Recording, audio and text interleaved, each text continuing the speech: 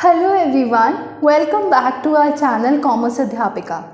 Today we'll be starting with annuity due. हमने last class में annuity का मतलब समझा था, अब हम एन्युटी ड्यू का मतलब समझेंगे. नाउ एन्युटी का मतलब था कि सीरीज ऑफ पेमेंट्स और receipts that are received by a person. हमने एन्युटी के केस में प्रेजेंट वैल्यू और फ्यूचर वैल्यू निकालना भी कैलकुलेट किया था. Now, what is the meaning of annuity due? Now, annuity due का ये मतलब होता है the series of payments or receipts that are received or paid at the beginning of the year. Now, the beginning word is the most important here because this word is only helping us differentiate between annuity and annuity due. Annuity के अंदर जो भी payments या receipts होते हैं वो end of the year में मिलते हैं, वेयरएज एन्युटी ड्यू के केस में बिगनिंग ऑफ द ईयर मिलते हैं.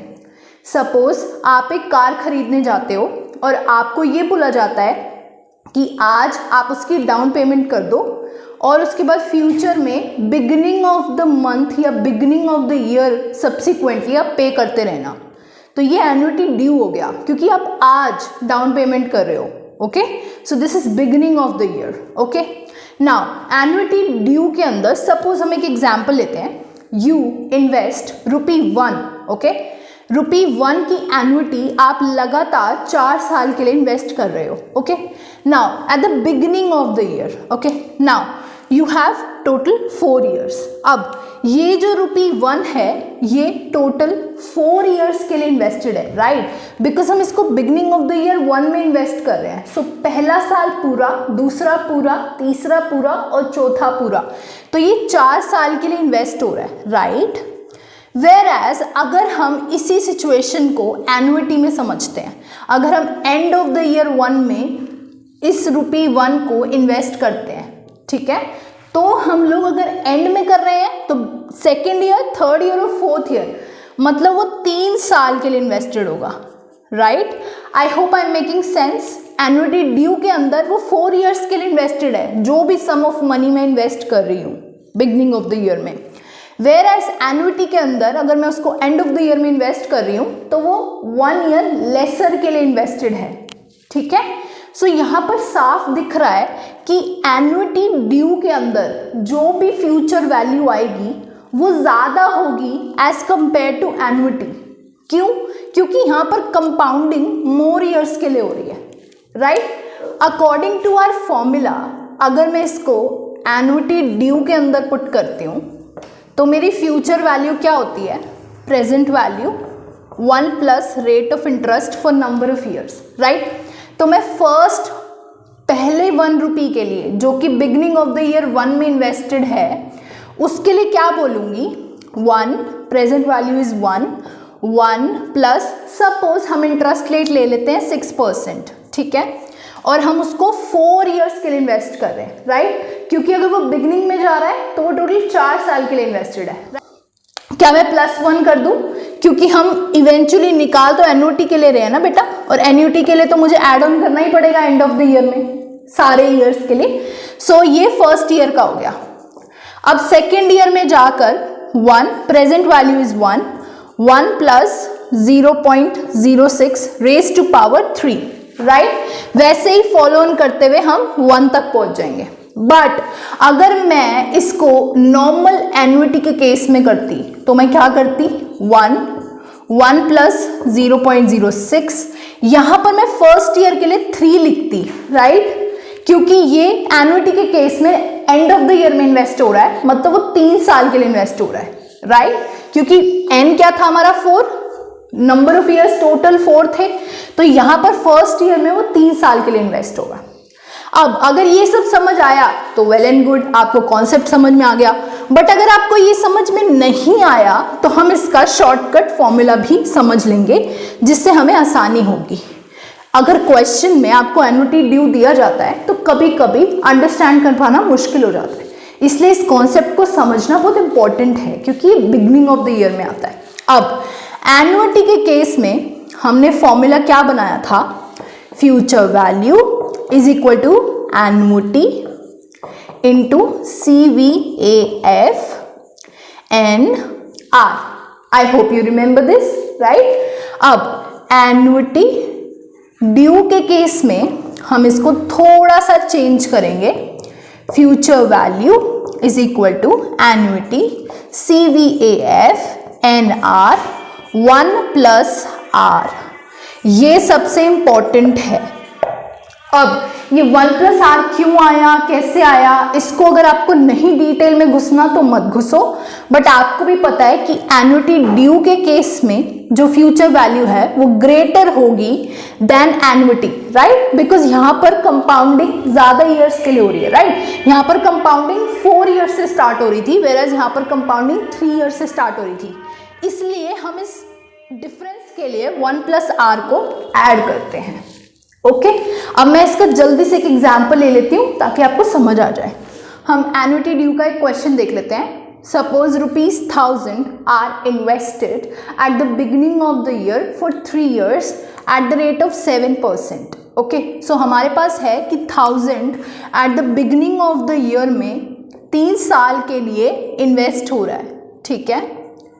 तो अब हमारे पास टोटल फॉर्मूला होता है future value is equal to, आप AD भी लिख सकते हो जो कि एन्युटी ड्यू होता है, या फ्यूचर वैल्यू भी लिख सकते हो annuity into CVAF NR 1 plus R, right. Now future value is equal to annuity मतलब सीरीज ऑफ पेमेंट्स या रिसीट्स जो कि हमारे पास 1000 है, इंटू CVAF एट 7%। अब अगर आप टेबल में जाते हो CVAF की, जो कि मैं आपको भी स्क्रीन पे भी दिखा दूंगी, तो आप उसमें 3rd ईयर के लिए 7% पर अगर ढूंढते हो तो आपके पास 3.215 की वैल्यू होगी। Okay so I will show it also on the screen, observe it carefully and learn how to read these tables. Okay so 3.215 हमारे पास आ रही होगी। अब 1 प्लस R जो कि 1 प्लस 0.07 है, राइट, क्योंकि हमारे पास 7% इंटरेस्ट रेट है।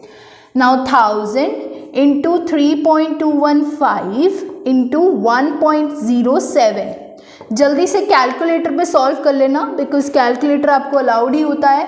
तो हमारे पास आंसर आ जाएगा 3440। मतलब अगर आप 1000 इन्वेस्ट करते हो और आप एन्युटी ड्यू कर रहे हो, मतलब आप बिगनिंग ऑफ द ईयर में कर रहे हो, तो आपको 3rd ईयर के एंड में 3440 टोटल रुपीस मिल जाएंगे, ठीक है। तो अब आई वॉन्ट यू कि आप इसको एन्युटी में कन्वर्ट करो, आप खुद निकालो कि एन्युटी के केस में इसकी वैल्यू कितनी आएगी। नाउ एन्युटी के केस में आप इसको हटा दोगे तो वैल्यू कितनी आएगी 3215, राइट, क्योंकि आप 1000 से मल्टीप्लाई कर दोगे।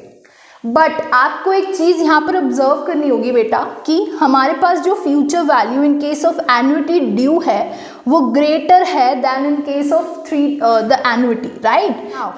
जो हमारा नेक्स्ट टॉपिक है वो है multiple period compounding. Multiple period compounding वो सिचुएशन होती है जब कंपाउंडिंग एक ही साल में एक बार से ज़्यादा होती है। मतलब सपोज अगर आपने डिबेंचर्स में इन्वेस्ट कर रखा है और वो डिबेंचर्स आपको इंटरेस्ट पे करता है ट्वाइस अ ईयर, मतलब 6 months के गैप में, तो यहाँ पर जो कंपाउंडिंग हो रही है वो हाफ ईयरली हो रही है, राइट। हाफ ईयर में एक बार, नेक्स्ट हाफ ईयर में एक बार, राइट। वैसे क्वेश्चन में भी आपको मल्टीपल पीरियड कंपाउंडिंग का टॉपिक मिल सकता है जहाँ पर वो मेंशन कर सकते हैं कि कंपाउंडिंग क्वार्टरली हो रही है या मंथली हो रही है या फिर हाफ ईयरली हो रही है, ईयरली हो रही है। उस केस में हमारे पास 2 टाइप के क्वेश्चंस BCom BBA MCom में अराइज कर सकते हैं। सबसे पहला वो आपको कह सकते हैं कि calculate the effective interest rate, या फिर वो आपको कह सकते हैं कैलकुलेट फ्यूचर वैल्यू या प्रेजेंट वैल्यू, ठीक है। सो सबसे पहली बात हमें देखना है कि अगर हमारे को मंथली कंपाउंडिंग दी हुई है तो मंथ कितने होते हैं 12, राइट। आपको ये नंबर याद रखना है। अगर क्वार्टरली कंपाउंडिंग दे रखी है तो क्वार्टर्स कितने होते हैं 4, और अगर आपको हाफ ईयरली की कंपाउंडिंग दे रखी है तो आपके पास 2, राइट, बिकॉज आपके पास 2 बार आपके पास कंपाउंडिंग होगी। अगर क्वार्टरली है तो आपके पास 4 बार कंपाउंडिंग होगी, अगर मंथली है तो आपके पास 12 बार कंपाउंडिंग होगी। ओके, अगर आपके पास एक क्वेश्चन दिया हुआ है, सपोज कि उन्होंने बोला कि आपको हाफ ईयरली पे कंपाउंडिंग करनी है, आपका इंटरेस्ट रेट 13% है एंड आपका नंबर ऑफ ईयर्स जिसके लिए इन्वेस्टेड है वो है 1। नाउ हम इसको x अज्यूम करेंगे। ओके, हम इसको x मानेंगे, 1 plus I divided by x bracket raise to power n into x. Now इसको याद करने का तरीका ये है कि आप इंटरेस्ट रेट को डिवाइड करोगे x से, whereas number of years को मल्टीप्लाई करोगे x से। बस यही मतलब है, इसी से ही आपको समझ आ जाएगा कि कैसे निकलेगा। ओके, सो ये फॉर्मूला याद करना बहुत ज़रूरी है, -1 लगाना मत भूलना। तो हमारे पास क्वेश्चन में अगर 13% रेट ऑफ इंटरेस्ट है तो 13 को हम डिवाइड करेंगे 2 से, क्योंकि हाफ ईयरली है, राइट। सो हमारे पास 2 बार कंपाउंडिंग हो रही है, तो डिवाइडेड बाई 2 मल्टीप्लाई बाय 1, हमारा जो n है 1 है, multiply bye 2 half yearly x, right, ये हमारा x है। तो हमारा सॉल्व करने के बाद कैलकुलेटर पे ये 13.42% आएगा, मतलब इफेक्टिव इंटरेस्ट रेट 13% नहीं है, 13.42% है। ओके, नाउ जो सेकेंड टाइप का क्वेश्चन है वो आ सकता है फ्यूचर वैल्यू या प्रेजेंट वैल्यू निकालने के लिए। अब मैं आपको एक अलग तरीका बताऊंगी इसका, आप मेरी मानो तो यही अप्लाई करना। इसके अंदर हम क्या करेंगे, हमारे पास फ्यूचर वैल्यू क्या होती है, प्रेजेंट वैल्यू मल्टीप्लाई बाय, हमारे पास फ्यूचर वैल्यू क्या होती है, present value multiply CVFNR, right, ये होती है हमारे पास। हम क्या करेंगे, प्रेजेंट वैल्यू मल्टीप्लाई CVF। अभी मैंने बताया आपको कि हम लोग इंटरेस्ट रेट को तो डिवाइड कर देंगे x से, वेयर एज हमारा नंबर ऑफ ईयर्स को मल्टीप्लाई कर देंगे x से। बस अगर आपको दे रखा है कि 6% इंटरेस्ट रेट है और हमारी कंपाउंडिंग हाफ ईयरली हो रही है, ठीक है, तो हम इस केस में क्या करेंगे, हम लोग 6 को डिवाइड कर देंगे 2 से, जो कि 3% आ जाएगा। Suppose number of years were 2 years, ठीक है, तो आप 2 को मल्टीप्लाई कर दोगे 2 से 4 ईयर्स, मतलब अब आप टेबल में 6% और 2 ईयर्स चेक नहीं करोगे, आप 3% फॉर 4 ईयर्स चेक करोगे, ठीक है। टेबल में वैल्यू जाकर 3% 4 पे चेक करोगे रादर देन 6% 2 पे, अगर आपको मल्टीपल पीरियड कंपाउंडिंग दिया हुआ है। बस सिर्फ इतना चेंज आएगा। याद रखना कि आपको ये बहुत ज़रूरी है, याद रखना कि आपको इंटरेस्ट रेट को x से डिवाइड करना है और नंबर ऑफ ईयर्स को x से मल्टीप्लाई करना है। उसके बाद टेबल में आपको वही वैल्यू चेक करनी है। अगर आपने नहीं किया तो क्वेश्चन का आंसर गलत आएगा। ओके ना, आपको स्क्रीन पे एक क्वेश्चन दिया हुआ है, अगर आपका 1000 रुपीज़ 12% इंटरेस्ट रेट पर 2 साल के लिए इन्वेस्टेड है तो आपको कैलकुलेट करना है फ्यूचर वैल्यू अगर कंपाउंडिंग हाफ ईयरली हो रही है, ठीक है।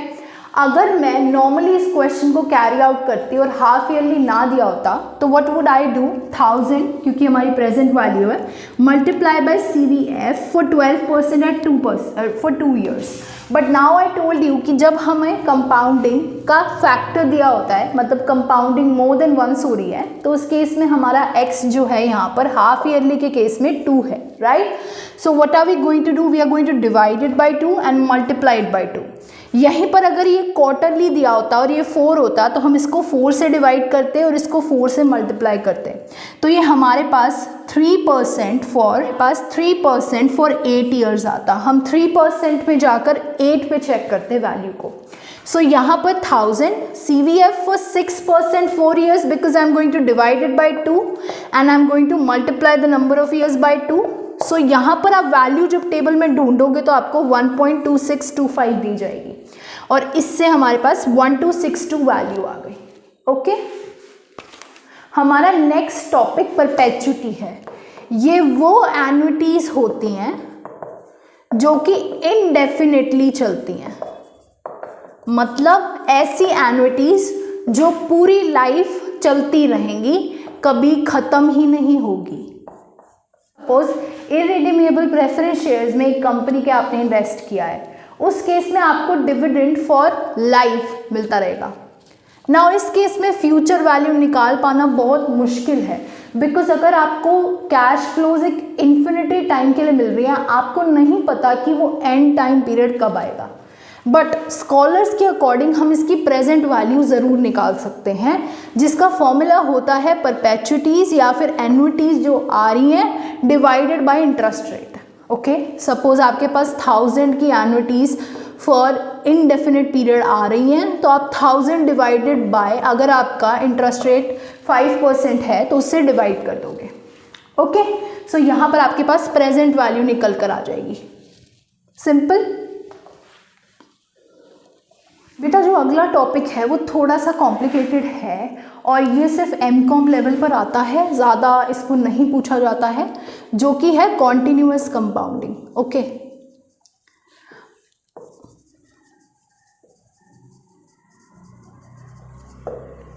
कॉन्टिन्यूअस कंपाउंडिंग का मतलब होता है जब कंपाउंडिंग डेली बेसिस पे होती है। सपोज उन्होंने बोला कि आपकी कंपाउंडिंग डेली बेसिस पे हो रही है और आप हमारे को फ्यूचर वैल्यू या फिर प्रेजेंट वैल्यू कैलकुलेट करके दो।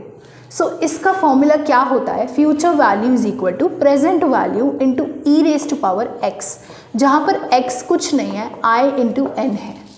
ओके, ना ये थोड़ा सा लग रहा है मुश्किल, बट आपको ये याद रखना होगा कि इसको आपकी टेबल में मेंशन्ड है। आपको एक टेबल में डिस्क्रिप्शन बॉक्स में डालूंगी, वो भी आप कैरी कर सकते हो। आप ई रेज टू पावर एक्स की टेबल लेकर जा सकते हो। ओके, ना हमारे पास ई की वैल्यू होती है 2.71828। इसको रट लो या इसको याद कर लो, एक दो बार बोलोगे तो भी याद हो जाएगा। 2.71828 ये वैल्यू जो होती है बाय डिफ़ॉल्ट मैथ्स में, स्टैट्स में, सब जगह पर यही यूज़ होती है। ओके, नाउ अगर आपको सपोज दिया हुआ 1000 है कैश फ्लो, कंपाउंडिंग एनुअली हो रही है, कॉन्टिन्यूसली हो रही है, 12% इंटरेस्ट रेट फॉर 2 years।